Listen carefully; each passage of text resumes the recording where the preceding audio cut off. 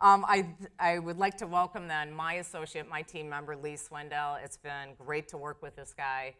He keeps me straight instead of going all over the place, which is wonderful. And he is Vice President of Business and Industry Development, and he'll be telling you some about his division. Well, good evening, everyone. That was certainly an interesting video. Lisa, well done. And thank you for creating that apex moment at the very beginning of the presentation so that Laura and I, who have no videos, can slog through our much less exciting content. I so greatly appreciate that. It's terribly thoughtful. I'm going to speak with you briefly about what the key intent and strategy is going to be for the Business and Industry Division, which is going to be focused on consortia and cluster development in the state of Wisconsin. Usually when the topic of clusters arises in discussion with economic development professionals, one of three things happens. First, everybody has an opinion. Second, everybody has an opinion. And third, everybody has an opinion. And usually they're pretty lively. But one of the most frequent criticisms that's lodged against consortia and cluster development is this caution that the state should not pick winners and losers. As a point of fact, the state is not picking winners and losers, and I will explain to you why when we get on to the cluster and consortium maturity continuum model, helping you to understand how those entities that exist currently virtually pre-select themselves for the axis of work with the Wisconsin Economic Development Corporation because they already have advanced maturity. They've already met the other stress tests that we apply in determining where the WEDC will directly invest or will leverage additional partners to help build out the consortium or cluster. Without reviewing all of them, because the list is actually a pretty extensive one, let me just say that there's a lot of work underway, not just in the state of Wisconsin, but in the nation generally, around cluster identification, cluster development, and understanding what the economic impact to the relative regions of the state means. I think everybody can basically just look 360 degrees in the Madison metro region and in Dane County and understand that, yes, we obviously have a life sciences cluster here. What its actual edges are, what its actual dimensions are, where the north ends, the east begins, the south follows, and the west terminates, that's much less clear and distinct. Nevertheless, we understand intuitively that exists exactly where we live. Among the most important criteria that we're going to be applying when making key investment decisions, and what I want to stress here is that unlike the former Commerce, which did all well and good in the work that it did, but approached what it did from a fundamentally different direction than we are going to adopt.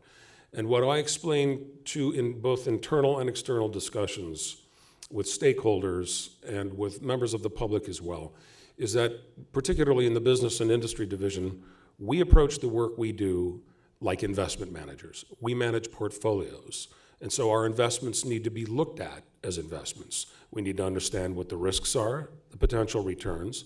We need to see that those investments pay immediate and recurring dividends, and we don't behave in this respect like fund administrators, because that's not what we do. We actively manage portfolios of opportunities. So among the most important criteria that we're going to apply when making these determinations include things like aggregate economic impact. And we need to understand not just what the immediate impact is going to be, but what the radius of impact will be. What is the meaning not just for a region, but for the state as a whole? Does the investment leverage a unique competitive advantage for the state of Wisconsin? Because in not every industry, in not every sector, does Wisconsin enjoy a unique competitive advantage. We enjoy them in many places. Defense-related production, for example. We have a very clear competitive advantage, and it's been recently expressed in many different forms. But that alone does not warrant major support and investment. We measure complexity. That is how easy it's going to be for us to engage with these counterparties. And if there are a lot of obstacles, impediments that are going to prevent rapid progress, we may choose not to. It's one of the factors that it's applied. We look for strong leadership and the potential for additional co-investment, because in no case do we want to be leveraging public resources in which we can at least achieve a 3-to-1 match with equivalent alternate investors. If we can't achieve that threshold, we probably won't engage, because what we're looking to see is an array of multiple sponsorship where we are not the lead investor but are participating with a syndicate of investors. Scalability and sustainability are important. Scalability in the sense that we need to see an organization that is agile, responsive, can rapidly build out in the way that BioForward has in this past year. You've just seen, I think, a very sterling example of that. Those are the kinds of partners that we're looking to work with. Likewise, we want to see entities that are sustainable, not those that are going to have a very short lifespan and then disintegrate because the leadership goes away. So we have to satisfy ourselves that that condition pre-exists. And then finally, as I indicated previously, these partners that we work with are virtually self-selecting. In that way, for example, BioForward is self-selecting. It's achieving rapid maturity. It has significant sponsorship and support, growing membership, increasing radius of reach, and these are the kinds of organizations that we want to work with. Ones that are self-assured, they're self-funding, they're self-actuating, and they're self-sustaining. Some of the other things that we're going to apply in making determinations of this kind will include not just economic impact, but the speed to impact, how quickly these impacts will be realized. And it's not solely speed. That is to say, we're looking for opportunities in which definitive results will be seen within at least 2 to 3 years. If it's beyond that horizon, that doesn't mean that we won't engage with those entities. It means we may be a little slower and we may apply a greater number of tests in making that decision to engage. We need also then to see clear project plans with milestones, key outcomes, and an intelligent resource plan, which is to say, not just that the entity and its intent have legs, but they also have longevity. And again, we stress heavily the importance of unique competitive advantage, because where we're competing in commodified industries, we're not going to gain a competitive advantage, and that means a questionable future.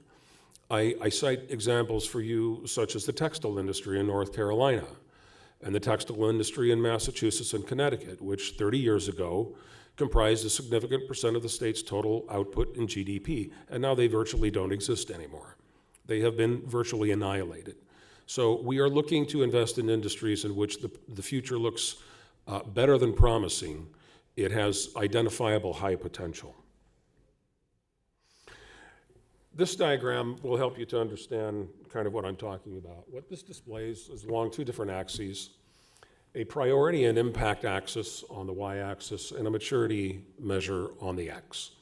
We are looking to engage with consortia, industry associations, and cluster industries that fall inside the interior of that red circle, that are both emerging and emerging quickly and established. That is to say, already have a legacy in place.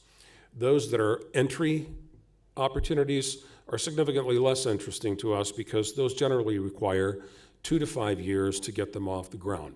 They generally don't have fixed and consolidated leadership in place. They generally are not well funded, and we are looking to engage with those entities that already have velocity, already have momentum, already have a clear strategic intent, and manifest the ability to actually achieve those things. That pretty much concludes my remarks, and I've purposely kept these short because I know that we're running behind. I will close only in saying that it is the WEDC's intent to make a noticeable, impactful, and sustainable difference in the competitive advantage that we both realize now and will secure in the future for our most competitive industries.